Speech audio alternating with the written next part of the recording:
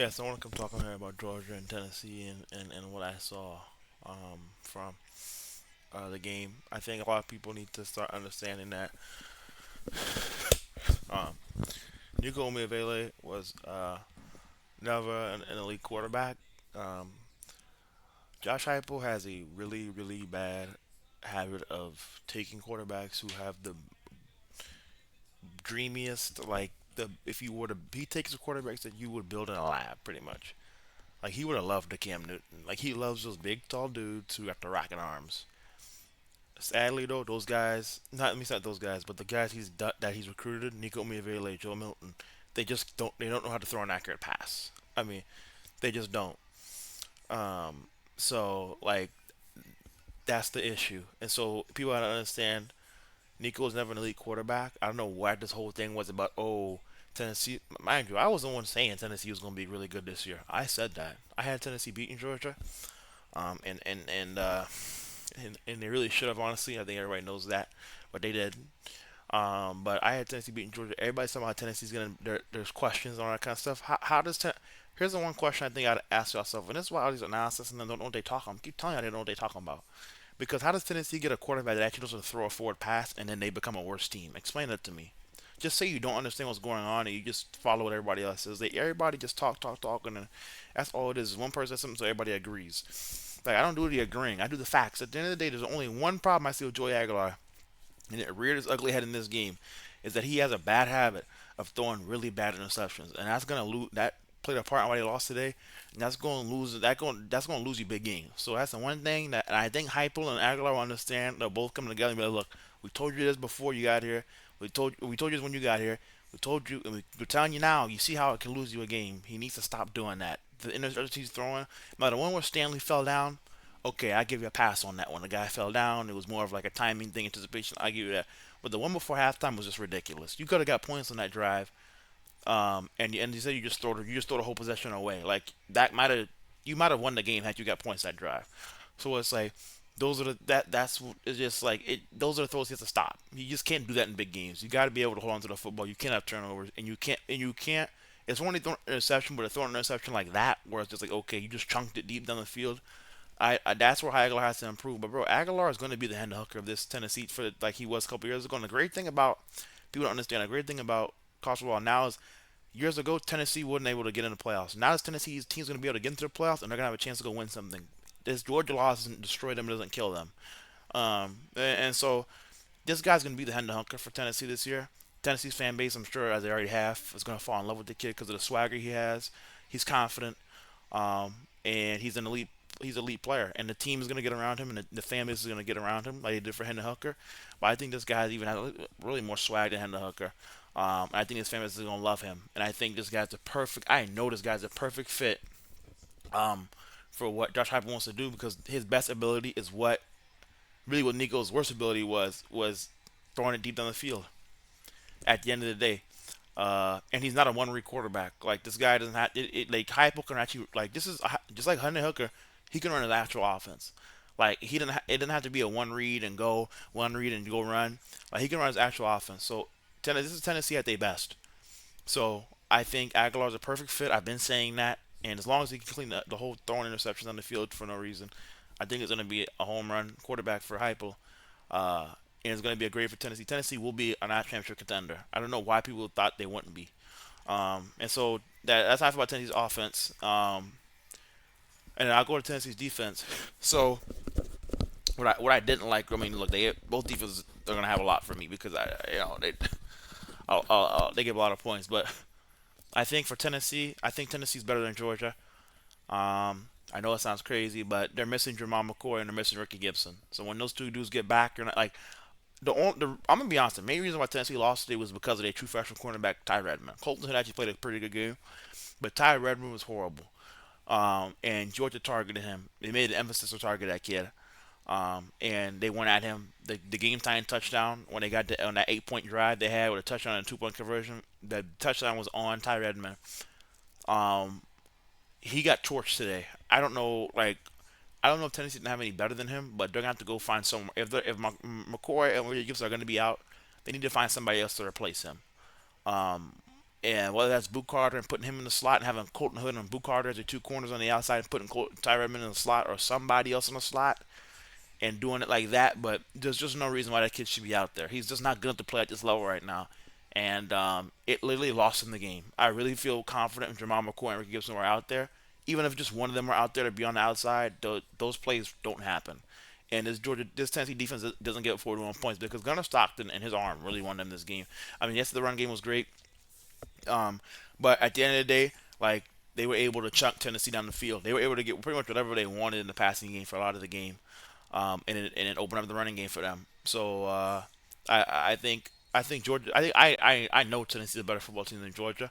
I know. Only thing that's going to hold them back is Jamal McCoy and Ricky Gibson. Those two have to get healthy because you see how much they're needing this defense. If they don't have Jamal McCoy and Ricky Gibson, it's going to be a long season for Tennessee. I can tell you that now because that that Redmond kid, and I don't know if he's the best they got. Then they also, they also don't feel like they have anybody better. So I really don't know. Um, but they're gonna need Ricky Gibson and Jamal McCoy, and and I hope that those dudes are short-term injuries and not long-term because they need those dudes back if they're going to be a top team in America. But if those dudes are playing, that defense is going to be a lot better. And they're missing one of their starting D tackles too. So this is really a Tennessee defense that was beat up. So not put too much on them. And I think when those guys get back, because I haven't heard about this being really a long-term thing, I think when those guys get back at some point this season, I think I think Tennessee's going to be a team that's going to be able to compete for a national championship. It's just what it is. Um, I think Tim Banks is one of the best defensive minds in the sport. He's proven that, and then the thing is too, this Tennessee D line is young, and so you saw Joshua Josephs. He had a strip sack. Like everybody needs to know named Joshua Josephs. He's going to be a player, not only now but in the NFL. And then Caleb Herring broke out. He was really really good. So once the Tennessee defense, they're young they're young, right? And without Jamal McCoy and Gibson, they're really young, and so I think Tennessee is going to be just fine. And I'm excited to see what they do. Like this is going to be like what it was with Hendon Hooker, and that's what I'm excited to see is what this team is going to do, and ultimately get a chance to go in the playoffs and make a run for that championship because that is where Tennessee will be. So that's going to be really exciting. Now for Georgia, I'm gonna start with their offense. Uh, Gunnar Stockton really really impressed me. I got to give him credit. He was clutch. He made the throws he needed to make when they were there. Uh, to do what he did versus Tennessee, I did not expect that. I really was looking at Tennessee to really dominate him, but that did not happen. Uh, he went out there and balled. He went out there and balled, and he made the throws, and the environment wasn't too big for him. The moment wasn't too big for him. He went out there and balled, and he looked like a quarterback that Georgia can win with. And him and Mike Bobo, that's the biggest thing. Him and Mike Bobo need to be safe. I know a lot of Georgia fans don't like Mike Bobo, and we'll see. Like I said, Jamal McCoy and Rick Gibson are playing this game. I could feel very confident saying Georgia will score 44 points. So we'll continue to see how it looks because Ty Redmond was getting destroyed when he plays better defenses. But I had to give him credit for this game. He did what he's supposed to. He dominated that kid, and he dominated the defense, and he handled business versus Tennessee. And he was clutch at the end of the day. That's where I can give him credit. No matter who was out there, when the throws need to be made, he made them. When the third down came, he made it. Like he was determined to win this game for Georgia, and he did everything he could to win this game. And he took advantage of a beat up defense. So I got to give him credit, and he made the most of it in big moments. So I got to give him credit. He looked really good. I continue to watch him. Somebody I wasn't really highest on, um, but he wasn't even my biggest concern. My biggest concern is that offensive line. Georgia's offensive line stinks. I'm really not confident in what that unit can do. I think when um, you look at the cornerback spot, which is what Tennessee does. Their offense is about taking deep shots on the field. Really, it's just going one on one with your DBs and torching them. That's what Tennessee's offense is about. Uh, Daniel Harris stinks. The whole secondary stinks. Only guy I like in that secondary is KJ Bolden. Everybody else to me is not really all that. They no good, and so that's my whole point with Georgia's defense. I don't think this is a one-off. I think Georgia's secondary stinks. I don't think it's really any good.